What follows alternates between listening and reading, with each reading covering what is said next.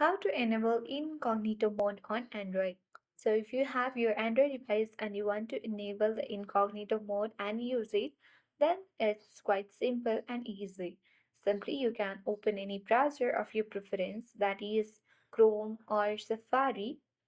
Open it, and once you open it, the interface will look like this. And in order to enable the incognito mode on your Android device, you can simply tap on the three dots at the top right corner of the screen and select New Incognito tab option on the drop-down menu box. Then as you can see that when you enable the incognito mode on Android, others who use the device won't see your activity, so you can browse more privately. So if you want your privacy on your device, then you can turn on incognito mode and use it.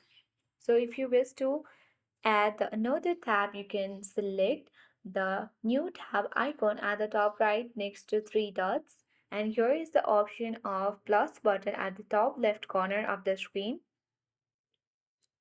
And then you can easily use the incognito mode on another tab as well.